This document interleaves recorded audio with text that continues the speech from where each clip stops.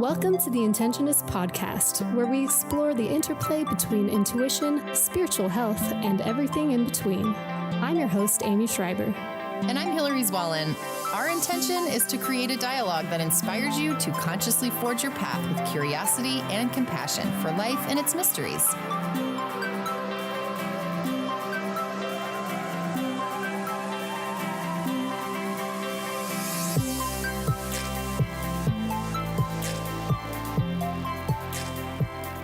Hi, everyone. We have a very exciting interview to share with you today. In this episode, Hilary welcomes evolutionary astrologer Tashi Powers to discuss what astrological patterns can teach us about ourselves as individuals and what they reveal about the trajectory of the collective. She discusses sharing, caring, and inclusion as hallmarks of the Aquarian Age and details her own experience into astrology. From seeing angels as a child, to studying Tibetan Buddhism and yoga, to meeting influential teachers like Joseph Campbell.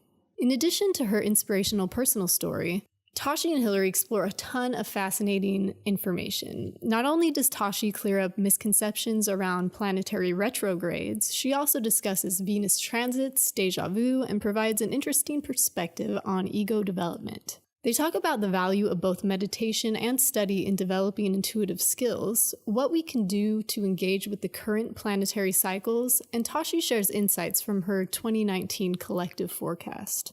So there's a lot here. I learned so many new concepts in this episode, including what a Kumari kiss is and who the Vestal Virgins are. So listen on if you enjoy having your mind blown. But first, a bit about our guest. Tashi Powers was born in a rainforest on the outskirts of Vancouver, BC, and her gifts as an astrologer were evident as early as 14 years old. She's been reading charts since the early 1970s to help people understand their evolutionary path, what their karmic necessities amount to, and how to navigate life. She follows the guidance and teaching of Jeffrey Wolf Green, has an international practice, and is grateful to be able to share natural law with others. She lectures for Rama Institute and Evolutionary Astrology YouTube channel, and her book, The Mysteries of the Venus Pentagram, is available on Amazon. And you can find her online at astrodakini.com, ASTRODAKINI. Enjoy the interview. Tashi, thank you so much for joining me today here on the Intentionists podcast. I've been following you online and I've really researched a lot of the work that you've done. And I've been so excited about the content that you put out. And you're so knowledgeable in this area of astrology. So thank you for being here with me today. My pleasure. Thank you for having me. Oh, great. So in astrological circles, there is this strong rhetoric that there is an ascension happening for all of mankind. And we've heard in zeitgeist, in the zeitgeist in songs from the 1960s, like the Age of Aquarius, and we see it framed as sometimes like these quote unquote last days or end of days concepts in some Christian-based faiths or circles.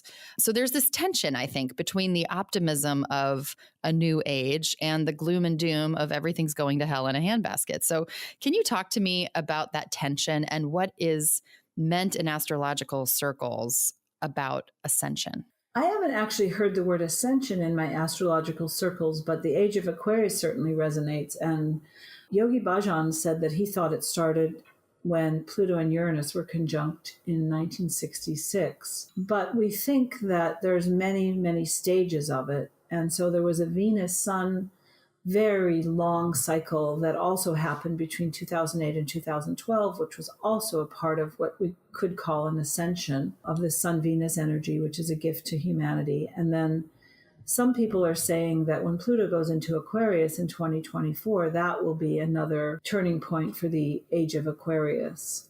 But ever since I have studied astrology, people have said to me, oh, I hear the world's going to end for some reason or another, like 1999.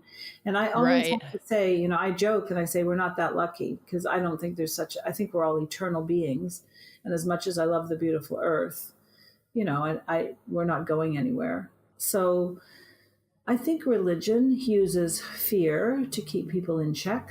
And yes. I think astrology, evolutionary astrology especially, is not about forecasting the future at all. It's about teaching human beings how they are interdependent with each other and co-creating ultimately with the universe. And they must learn to study natural law in order to know how to do that.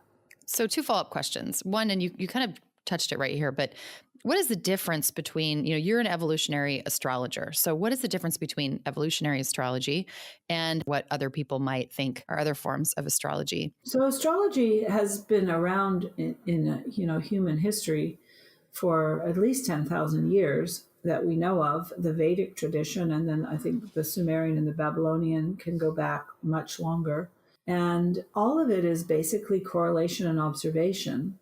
What happened with evolutionary astrology is my teacher, a wonderful astrologer named Jeffrey Wolf Green, channeled in dreams information from Sri Yukteswar, who was Paramahansa Yogananda's teacher. And with that channeling and all of his vast experience of reading tens of thousands of charts and correlating and observing, he came up with evolutionary astrology, which I think is just a wonderful heart, soul-based, especially soul-based look at how human beings are affected by the etheric dimension of planetary frequency. Wow. So you've been an astrologer. I've heard you mention you've been an astrologer for like 40 years. So how long have you been taking the evolutionary astrology approach versus whatever form of astrology was being practiced before? I studied with Jeffrey at a seminar in the 80s, and that was eye-opening. And then in the 90s, I got a chart reading with Jeffrey, which was mind-blowing. And then I found out he was teaching evolutionary astrology to astrologers. So I went and sat with a bunch of beginners. I had clients all over the world, famous clients all over the world already. And I just sat there and started over. And I believe that was the mid-90s. Wow. So how important in your view are the origin stories and mythology versus intuitive symbolic interpretation and kind of the mathematical geometry of astrology? So the mathematical geometry of astrology, let's start there. That is what astrology is. It is all of these intersections and phases of planets in relationship with each other and in relationship to the Earth. And we are affected by those geometrical patterns. And mythological, well, so here's the thing about mythology. Depends on who's telling the story and who dreamt it up and how they heard the story, Right. But a lot of the patriarchal myths, for example, there's a very famous myth about Inanna and her sister Urshakukul. And I wrote a book about this called The Mysteries of the Venus Pentagram. And in it, I pretty much tell my reader that the patriarchy has distorted the matriarchal view of this. And there's actual physical proof of this distortion because we didn't know when we were observing the heavens that Venus was a morning star and an evening star. We actually thought she was 2 different planets, one that set at night and then this other thing that disappeared for 40 days and 40 nights. Interesting. Yeah, right. Very Christian, right? Very Christian, and then came back as an evening star. We now know she was the same star, and in most of the myths, women descend into hell or purgatory or the underworld where they experience horrible, things for 40 days and 40 nights. But in fact, Venus, the reason we couldn't see her because she was in the glare of sunlight. So what if they'd been telling that myth? So I think myths have a lot of distortion. And right now we're suffering from patriarchal distortion. Now we've also suffered from matriarchal distortion before that.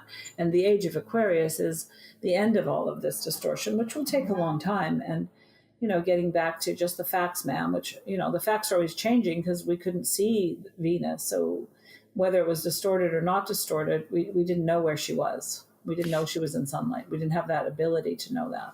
So it sounds like from what you're saying that is Venus a more important planet than other planets in terms of moving into the age of Aquarius, or am I inferring that wrong? I don't know how important she is. I think Pluto and Uranus are more important personally, but all of them are extremely influential and important. And what we're talking about is timing, basically, how to know the timing. So they're all going to play their part because they're all aspects of our evolutionary patterns and what we have to learn here. So can you tell us a little bit about your journey with astrology? How did you get into the field?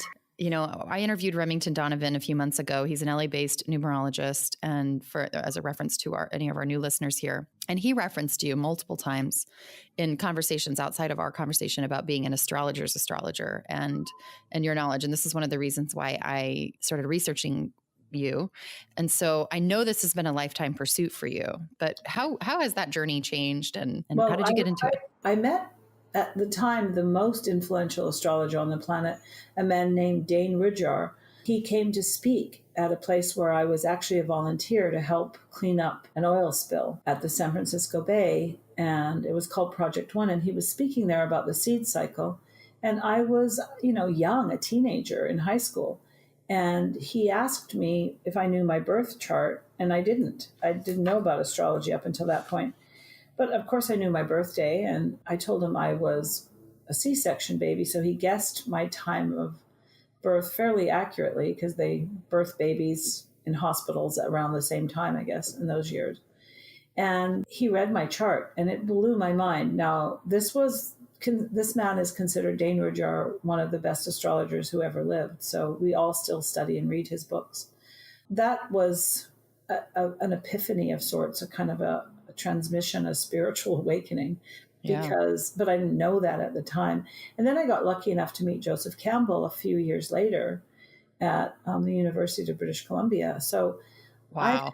I've just been so blessed with teachers and learning that mythology. And I was studying Tibetan Buddhism as well. And he was giving a talk on Tibetan Buddhism and mythology. It all kind of came together and gave me a huge depth of understanding. This is interesting because, like I said before, one of the reasons I was so eager to interview you is that you seem to have a very academic approach to what you do. And when you speak, it feels like I'm receiving a lecture from an Egyptologist or a college professor. I've watched several YouTube videos of your lectures. I've listened to podcasts. And you're very giving and pro open source when it comes to sharing content. And so, what are your thoughts behind that? I mean, clearly, I wanted to ask you also about Joseph Campbell. I've always been a huge fan of his work, and I just think the Power of Myth and Hero with a Thousand Faces and all of the work that he did is so influential to the new age.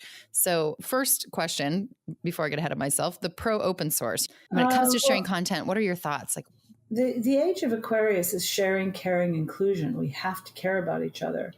We have to get off hating and disparaging each other. We have to be more understanding of how we create everything. And therefore, if we share and care and open source things, we can help each other. I mean, look at the revolution in the world with Uber and Lyft and Airbnb and all these things, how much easier life is now. Well, and I know even Elon Musk, right? He's got all of his Tesla information that's totally available. Like nothing is patented.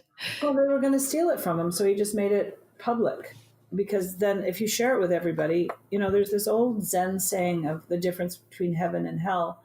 And we have to use heaven and hell because we don't have nirvana and, density. Right. So this little child is with its guardian angel in the version of this story. And he says, what's the difference between heaven and hell? So an angel takes the little boy to the Holiday Inn and opens up a ballroom. And there's all these people there, emaciated and gray and dying and sobbing and hungry.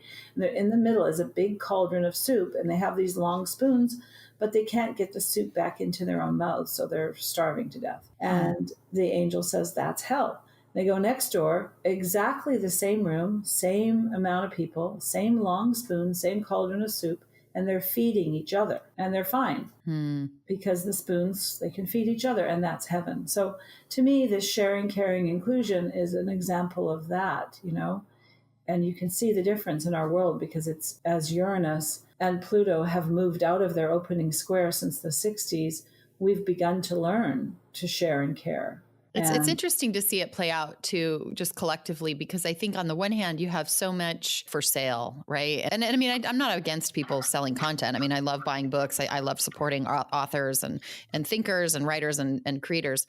But this idea of the scarcity versus abundance is something that I'm definitely working out in my own life. So I really it resonated with me to hear you talk so openly about, here's where you go to find this information. Here's how you do it. It's not some exclusive club that's very expensive to access. There's a lot of free information available.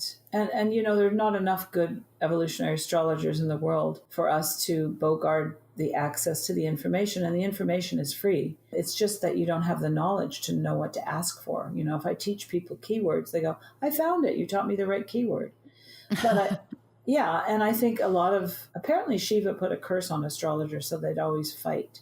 And I think we're getting out, the millennials and us older astrologers, we understand that to help humanity we know this cosmic clock gives all kinds of information because we know so much about perfect strangers, and we're able to give them decent advice on the art of living, so we want to share that. We want to help. Was it challenging for you to step into the intuitive arts, and how did your community receive you? I know this is something that as the patriarchy dismantles, there's a lot of people leaving the places of the communities of their birth in so many ways, and maybe feeling like they're having a call to doing things in these intuitive, yogic, healing spaces. And I think there's a lot of fear of how will I be received. So I'm curious about how your process was.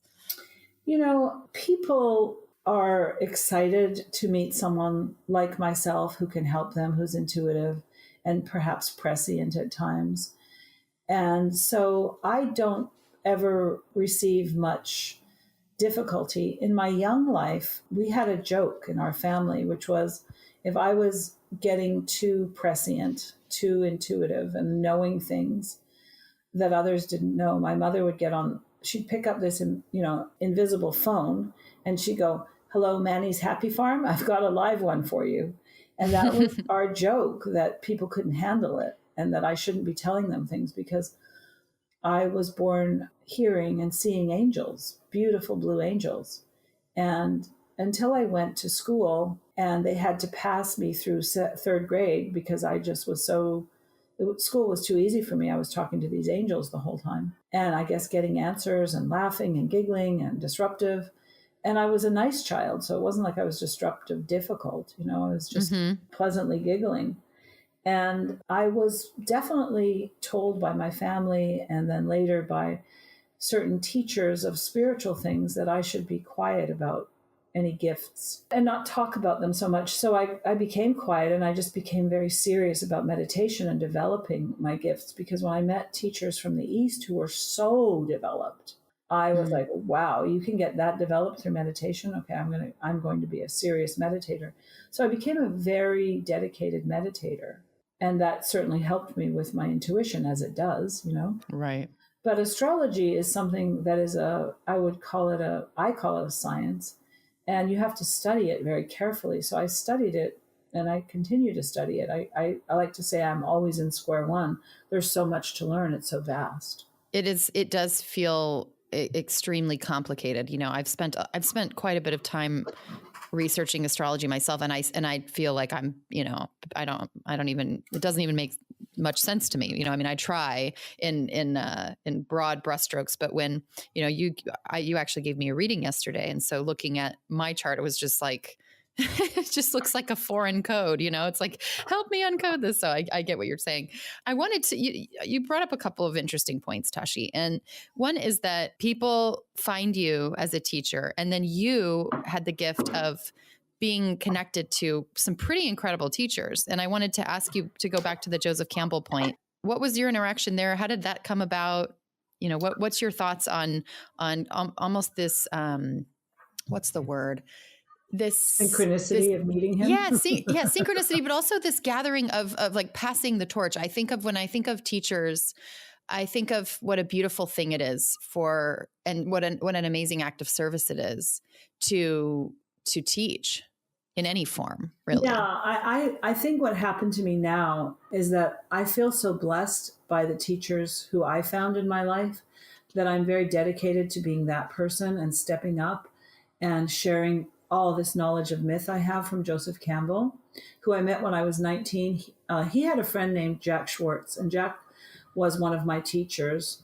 I met Jack Schwartz and Kalu Rinpoche both at the same time in Vancouver, where I was born in Canada. And Jack said to me, my friend Joe is coming to teach at UBC, and he's teaching on Tibetan Buddhism and mythology. Why don't you join us for the weekend? Now, Joseph Campbell wasn't famous yet. He wasn't on TV yet. But Jack Schwartz was an amazing human being. Like he could teach you how to see the aura. And he was one of the ones who told me, don't tell people that you can do that, And so I kind of occluded it so that I couldn't do it all the time. And didn't practice it because I didn't want to be that far ahead of other people, because he told me it was rather dangerous. And I don't think it's dangerous now. But so I met Joe, and I got to have lunch with him and talk to him and meet him. And it wasn't intimidating because he was a college professor and he wasn't famous. So it was very normal. And he was wonderful and kind. And I was a student of his very close friend, who was an amazingly gifted human being. So it was kind of like la-di-da, It was wonderful and mind-blowing. And whenever I heard that Joseph Campbell was anywhere and I was nearby and he was giving a seminar, I would go. And nobody had heard of him. And it was, really kind of sad for me that nobody wanted to go with me. But eventually I met people who were going, and I got to study with him, and I read his books. And we know how much he influenced everything now I know. After that. Yeah. Yeah, now I know. But then, I have funny stories about meeting people who didn't know who he was, which I won't embarrass them on the air. Well, so there seems to be a true resurgence of leaning on the cosmos for answers. I mean, I went into Costco the other day, and I live in a pretty conservative community in Central California, and I saw several books on astrology, which was definitely not the case a few years ago when I was going through my faith crisis and I was searching for, just different types of answers on these concepts. So it's hit the mainstream, and there are some very commercialized elements to it. And I'm curious what your thoughts are about that. In evolutionary astrology, we believe you have to have compassion and understanding for anyone in any stage of their evolutionary development, and therefore be very non-judgmental. And when I was about, young, 12, 10, somebody said to me, maybe younger, why can you see angels and we can't? So I asked my angels, and they said, it's because you're non-judgmental, which was such a huge word to me. I said, well, that's what they told me. I don't know what it means. But I think that people are searching for answers. Religion has become so patriarchal, hierarchically heavy-handed. There's so much ugly, ugly sexual business in the church, and it's creeping people out. And so they just can't go to a priest when they know that, the church is holding up sex offenders and hiding them. So that's one of the churches. And then there's just a real crisis in faith for people as we know so much more about the universe we live in. Mm-hmm. All of it, Tibetan Buddhism as well. I remember when they told me that we had a blue sky because we were facing a lapis lazuli stone, and there was a mountain in the middle of the cosmos. I was like, are you sure about that? And they were absolutely adamant that that was true. And I thought, well, I don't know that they're wrong, but it seems very likely that they're wrong, and they wouldn't discuss it. And they also had these other ideas, very patriarchal, hierarchical, that women were a lower birth. And I've heard the Dalai Lama say that, don't blame the Chinese. We had to come to the West to meet Western women and realize women are not a lower birth. So that business of the church itself. That's because they thought Chinese women were? No, not Chinese women. All women, any kind of woman on earth, was a lower birth than a male. And I think many religions have that kind of underlying kind of premise, which we know is nonsense. So when women leave the church, then the men go with them, and their children don't learn it either. And eventually the kind of heavy-handedness in the church has caused us to say, yeah, maybe, we can believe in quote unquote God, but we can also call it the universe and the cosmos, and we can be much more open to all the possibilities. Well, so we also never had access to knowing about so many other religions. So when our parents told us, you have to obey this one, we didn't know about other ones. I was quite lucky in that my parents said, don't make up your mind until you've read about all the religions in your 20s, what you want to think. And I was like, wow. Okay. Yeah, I was lucky. That is very progressive. That's awesome. They were.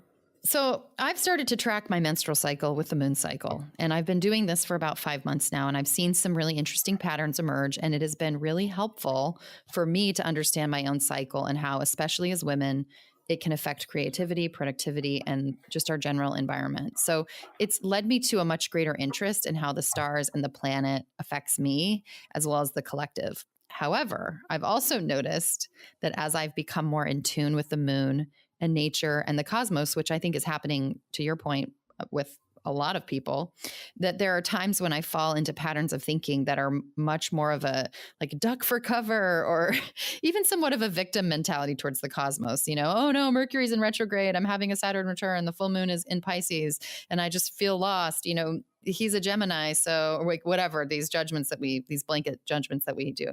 So it's almost as if I'm being acted upon. And I also see that, this rhetoric is a lot on social media. So what are your thoughts or advice on working with the cosmos and kind of, how much do we really have to, like, how much are we really influenced by the planets? If that is, I know that's probably too broad of a question, but. No. I mean, I think that there are, just like in everything, there are people who entry level of an understanding to something is highly distorted and diluted and compromised by their actual lack of understanding. But because they can get attention, because it's, kind of cool or groovy to talk about Mercury retrograde, they'll get it all wrong. I was actually at a dinner party, and the person that I was there to meet was telling everybody at the dinner party, he thought he was so clever, how great it was going to be because we were only going to have Mercury retrograde and no other planets were going to be retrograde. And,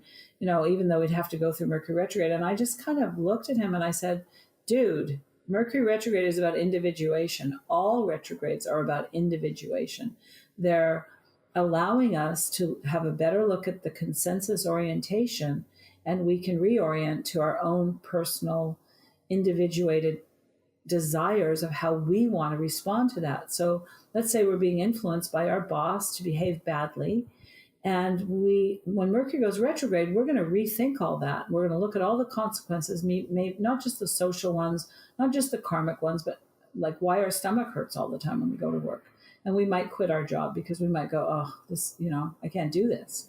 So it's the retrograde planets throw ourselves back on ourselves. That's what they're for. But people have not understood this. Okay. So just kind of like we didn't know that Venus was two planets. We're in a huge breakthrough period as a society where we're really getting, because of the internet, to learn. You don't have to go to school. You can turn on your phone that's in your pocket and look it up. And that's eventually amazing. You'll find someone like me or Jeffrey Wolf Green who explains that Mercury retrograde is about individuation. All retrogrades are about individuation. That's the best explanation I've ever heard of that.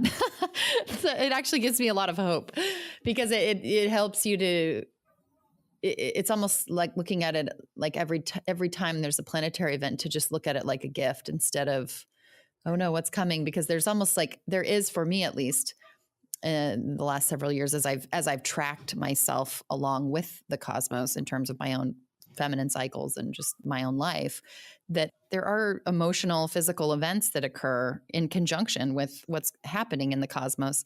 But I always feel so out of control. And so it's really interesting to take that perspective and think, this is really all a way for soul growth to happen, for us to turn the lens inward and almost use this energy, this cosmic energy. Yeah, that's what it's for. And as you get more and more individuated, you slow down because you're not running around doing all these consensus things that you don't want to do. They don't resonate with you. And the retrogrades are the times to pay attention to the dissonance and say, oh, I don't like this.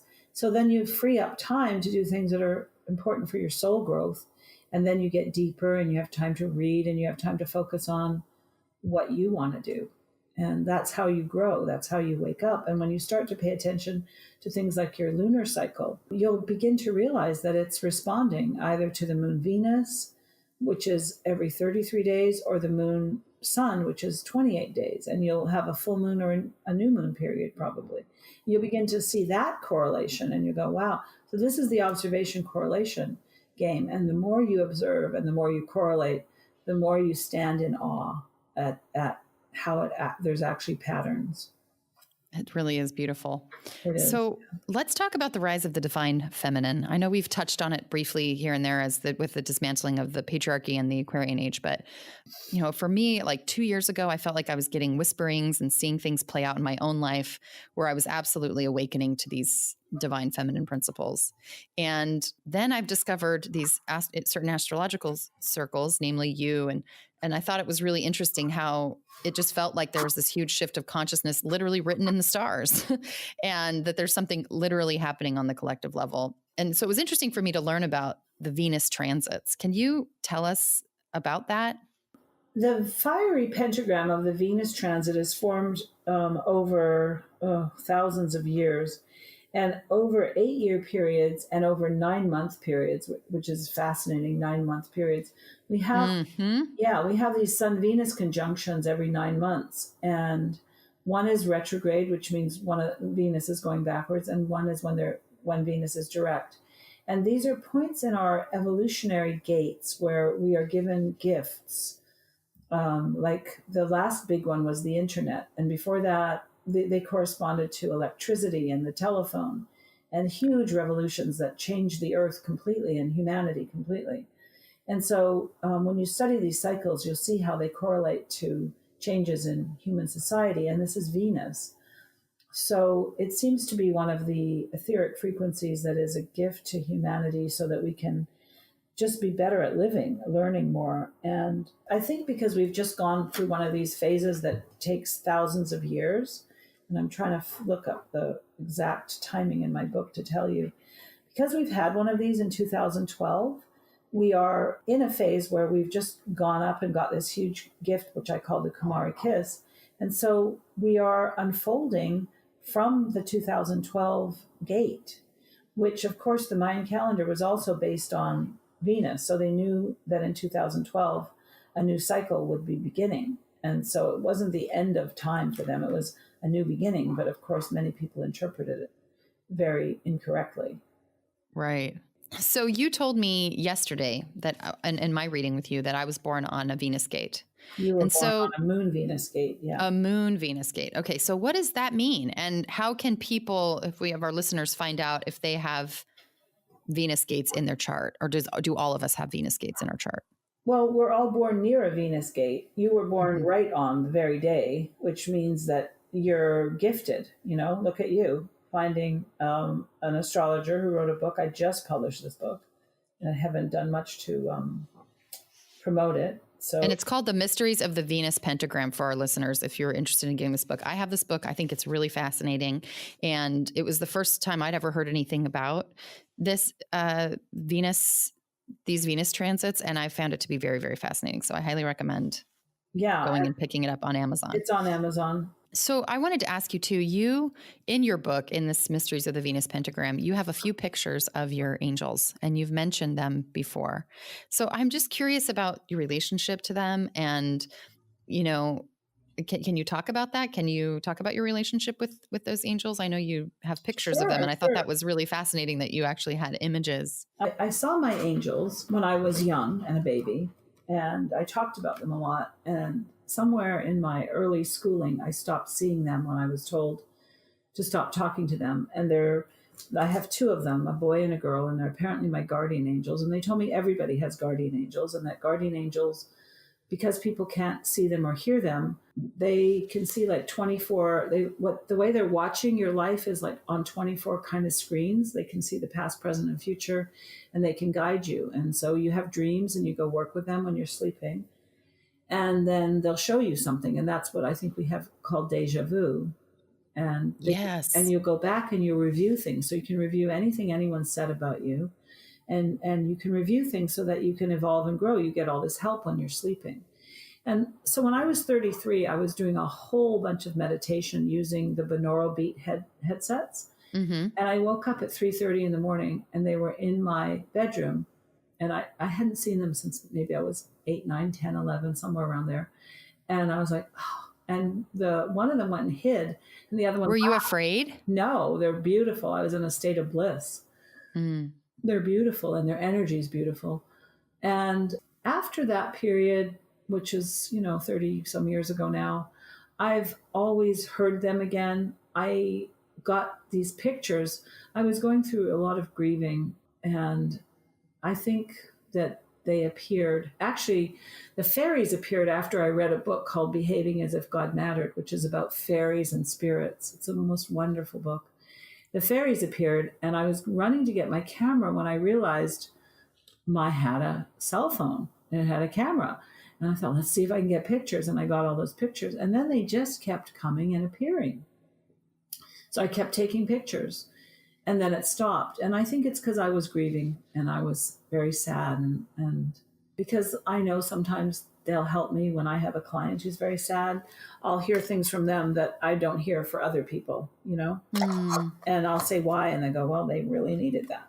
And I'm like, okay. Because they're really, apparently we're supposed to be very self-reliant and develop our self-worth and develop our strength. And they're supposed to help us, but we have to do the work. So they're not just going to lay it all out, you know, for us. Right. To do the work. Right. Thank you for sharing that. I think that was a really beautiful story. And it always gives me a lot of hope when I hear other people's, I mean, I guess you could call it supernatural, spiritual experiences. Yeah, I think that's why we have to share them. You know, it does make me feel like, yeah, that we're all connected in this other way. So how exactly how is the pentagram formed? It's just the orbit of Venus around the Earth? Okay, so on page 28 of my book, I talk about these 243-year cycles that overlap. And we just had one end in 2004, and then a new one began in 2012. And that's the 8-year transit of Venus. And so the next one that is going to be an 8-year transit of Venus is 2017 to 2025. And they are these beautiful pentagrams that happen when Venus, the Sun, and the Earth line up. And they actually make something that looks like a rose in space. They make this beautiful 5-pointed star. It's absolutely gorgeous. And on the internet, there's all kinds of, just look for it, Earth, Venus, Sun, pentagram. Beautiful. And you'll be able to see what it looks like, and it will absolutely blow your mind. And if you're born around one of these, so there's a site, find your Venus star point, and you can look up your 5 star points that my book tells you then how to work with. Interesting. And you can also look up what's going on in 2019. Like we just had the last gate of Venus was in November, right? No, that was the last pentagram point. Oh, okay. That was November 1st. We've just had a moon gate on March 2nd, and the next one's April 2nd at 7 Pisces. And then we have one on May 2nd and June 1st. So the Venus moon gate happens more frequently. It happens once a year when Venus is a morning star, and then once a year when Venus is an evening star. Oh, okay. Okay. That's cool. And I was born on the date of that. You were born on the date of that, yeah. Wow. Okay. Yeah, and that's very special. That's given you a lot of talent. Well, I mean, my ego is loving that. I'm just like, oh my gosh, I'm so special. But well, in evolutionary astrology, we need to develop the ego, and then we need to get lots of attention for our talent, and then we need to learn to serve humanity and each other. So good luck with your ego. That is such a different framework than it is. Yeah. That is blowing my mind even just hearing about that. Yeah. You know, like even hearing you say that, I remember you talking about that in the reading yesterday, and I was just like, I've never heard this before. Like I've heard a lot of things and I've never heard that. It's in fascinating. Jeffrey Wolf Green's book, the glossary, Evolutionary Astrology Glossary, is available on the School of Evolutionary Astrology website. So you can Google it, and that book will really help you understand the basics. If anyone wants to, I'm sure it's available on the internet and it's available as a book. So Tashi, today is the spring equinox and full moon. And so what does that mean for us astrologically? Well, the spring equinox is about a dynamic change on Earth. The sun is moving over the celestial equator and the Earth's equator, and it moves from southern hemisphere to northern hemisphere. And as it crosses that equator, there's this powerful imprint of a chart that ancient astrologers used to use to predict things for kings, for the next 3 months until the summer solstice. So contemporary astrologers like myself use this to see patterns in society, to see patterns in social development. And by social development, I mean our social world, our politics, our film, our music. That's our social world, our collective world. The collective, right? Yeah. And so we see patterns there. And you can also apply it, if you know how to do it, with a working astrologer to help you see what does the Virgo rising of the chart for the Aries ingress mean to you. We're all going to be more involved in self-improvement, and we all have to get out of domination, submission, but mostly Virgo is victim martyrdom. So compliment God, don't complain. Compliment, don't complain. That's the Virgo need. And in the Aries ingress chart, which is a chart that gets laid down and we can study it, it works for 3 months till the summer solstice. We pay attention to what's going on and we can predict things from it. I don't do that work that much, but political astrologers use it. And then the full moon will be a few hours after the ingress of the sun into Aries. And the moon will have moved from 27 Virgo to 00 Libra. So it's a full moon in Libra, and the sun at 00 Aries, of course, is still there for the whole day. And this says that the next 2 weeks are about developing our ability to listen, our ability to relate, our ability to make decisions for ourselves, our ability to be considerate of other people while honoring ourselves. And there's 3 months of self-honoring while Aries sun lasts, that grid lasts. So we have 3 months of working on self-honoring. And then in the summer, when we hit the summer solstice, we start to work on emotional growth, which is very important for our spiritual evolutionary development. Both Evolutionary Astrology, Jeffrey Wolf Green, and Yogi Bhajan really talk about how important it is for our development to develop ourselves emotionally and be positive. So really, as the spring springs forward and the sun comes up over the equator, think of it like a little sprout sprouting in a garden. Now you have to nurture it so that you can, it's all based on a seed cycle kind of idea. You have to nurture it so at the summer solstice, you'll have fruit on that tree. Right. Now, when you mention this Aries for the next 3 months, is that typical for every year, or is it just because of where we're at right now? Every year, the sun crosses the the spring equinox, and that's Aries, and that chart lasts 3 months. And then the summer solstice chart lasts 3 months, and the fall equinox lasts 3 months. Okay. But every chart of every day is also very significant. So this is why astrology takes a while to learn, because there's cycles within cycles. And there's lots of fairly competent astrologers who don't use all these cycles. They don't feel the need to. So you don't have to know them all. I just happen to be a Gemini, and the more I can know. But as I'm getting older, the more I know doesn't matter. I have to learn to feel. You have to feel things. But I like the feeling of spring. Let's put it that way. I do too. That maiden phase where everything is fertile and growing. I love that. So are there any specific practices we can do to engage with this energy? I believe that meditation engages the subtle frequencies of planets and helps you be more synchronistically attuned to all that is, if you don't want to learn it, intellectually. I myself have been a meditator since I was young, very young, about 17. I also believe that some people need to do dance and paint art. Not everybody needs to sit on a pillow and chant, Right. And breathing, and really, I think mostly authenticity, integrity, enriching yourself and others, and being responsible. These are Vedic practices, Vedic words. And I really believe that if you practice that, your life will really help you be aligned to the higher, better outcomes of everything. And you will overcome your distortions and delusions and dilutions of energy if you practice being a really good person. It's very sage advice. I love it. What are some qualities or cosmic events that we can expect, this, I guess we talked about the spring, but for the rest of 2019? And I know you said you don't do a lot of the political astrology, but do you take a look at kind of at the beginning of the year, kind of forecast, what 2019 is going to be about?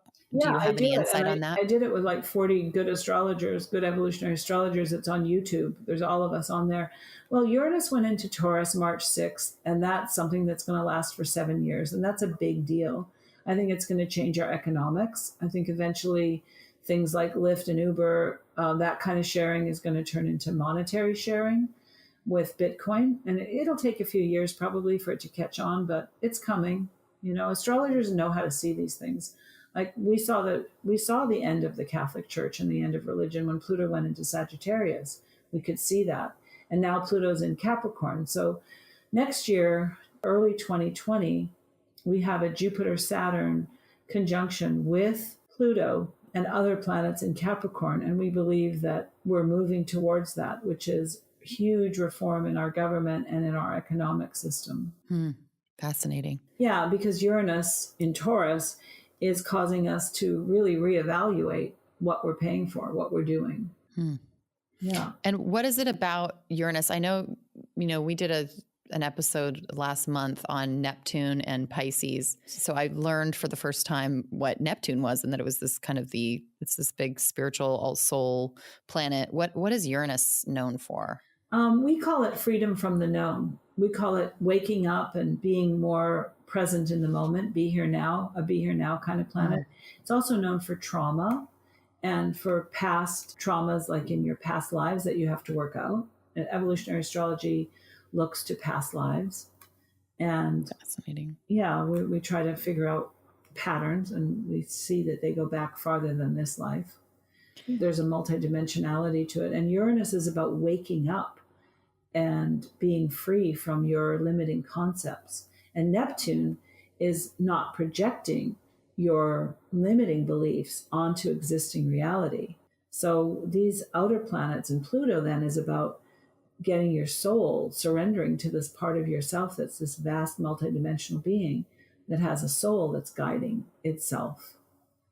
So Uranus is waking up and letting your mind listen, and pay attention to the bigger picture. It's also about community, and that's why so many new communities will be formed on the internet. When Uranus went through Aries, it just ripped through the world. That was Uranus entering Aries was the Arab Spring, and it was also that tsunami. That was the same day. That tsunami was the same day as Uranus going into Aries. We have had value changes. We're having a lot of value changes. People's values are changing, and we've had all these women. Taurus is female in government now, wanting to change things. Oh, it's so interesting to hear you talk about this. Now, I have one final question. And when we spoke yesterday, you talked about the Vestal Virgins, and I wondered if you could mention a little bit about what that is. The Vestal Virgins were part of the Palace of Athena in ancient history. And my teacher, Jeffrey Wolf Green, had me read a book called The Great Cosmic Mother so that we could understand what happened to the matriarchy and how it gave over to the patriarchy, so that we could now understand, as patriarchy was ending, how that was going, and that we weren't going back to matriarchy, we were going back to equality consciousness, which is the age of Aquarius. So we're backing out of Capricorn and Cancer into Aquarius going forward, and we're going backwards out of Pisces, Virgo into Aquarius. So the shadow, this is a long answer, but I'll get there. The shadow of Capricorn Cancer is domination submission, so we have to leave that behind. And the shadow of Virgo Pisces is victim martyrdom, so we have to get over that. And that's religion and Christ and all that victimhood, all right? And then that's why religion is going down the tubes. And then Aquarius has a shadow of diva sycophant, and we see that in our celebrity culture. Everybody worships celebrity. Yes. And they have the shadow of diva, and they have to learn, once they get enough attention for their talent and they've entertained us and hopefully, given us some insight into the art of living, they have to give back to their community, and that's Aquarius. So that's Leo Aquarius. So all these shadows have to be worked on. And the shadow in the Vestal Virgin time, I think many souls have come back. And I think the Vestal Virgins were like initiators that knew how to help people move through their chakras and see the energies of their chakras. And now we have Kundalini Yoga, and we're able to do meditations and help us move through our chakras doing that. And so what I'm seeing is this correspondence between many people who do take Kundalini Yoga seriously and do practices to open up their third eye, correlating to past lives when they were Vestal Virgins, where maybe they were traumatized or even killed as the patriarchy was taking over, and they didn't want to admit that they couldn't do it. So it's a very, deep and fairly heavy subject. I talk about it on Rama TV, and I think you can go to Rama TV if you're a subscriber and see it or purchase it. It was a 2-hour class that I gave in New York City in March of 2019. Fascinating. So, Tashi, that brings me to, how can people get in touch with you? They can go to my website, which is astrodakini.com. And I have to say that every time I go on a show where they have like 50,000 listeners on a radio show, my website used to get crashed. So, yeah, and broken and stolen, and so I'm trying to get it to be a little bit less about information and just more how to reach me. So there's not that much there, but it is definitely how you schedule a consultation with me. And I lecture mostly for Rama, R-A-M-A, Yoga Institute, and they have centers all over the world. And I work closely with them because Yogi Bhajan was an astrologer. Guru Jagat, who has these centers, is an astrologer, and I love astrology. So I am really happy. Yes. And I love yoga. I've done it my whole life too. So the combination for me is really wonderful. And so that's mostly where you can find me. You're also on Instagram, and I love your forecasts. I share them a lot on Intentionists, on our Intentionist feed. So is it Astro Dakini or is it Tashi Powers on Instagram? No, I have more than one, but we're going to get rid of all of them just because I'm a little bit, not savvy about it all. We'll get rid of them. And the one we're keeping is Tashi Astro Dakini. Tashi Astro Dakini. So find her on Instagram. Tashi, thank you so much for joining me today. We've really I've learned so much. I hope our listeners have as well. And I know I've got about 7 books that you've thrown out that I'm going to be reading soon. And I just really appreciate you taking the time and sharing your wisdom and being so open and willing to help us and our listeners. And when I heard your story, I really wanted to help. So I'll be very happy to come back and give you more forecasts and help you out. Just ask me. Oh, thank you so much. I'm so thrilled. I will be reaching out. Thanks so much, Tashi. It was lovely to be here. Thank you for your interesting questions too. Before we part, we'd like to say thanks for listening, and we hope you'll connect with us on Instagram, Facebook, and YouTube. We would love to hear from you and appreciate all feedback, shares, and likes. To learn more and subscribe to our newsletter, visit Intentionists.com. And no matter where you are or what you're creating, we send you love and invite you to breathe and begin. See you next week.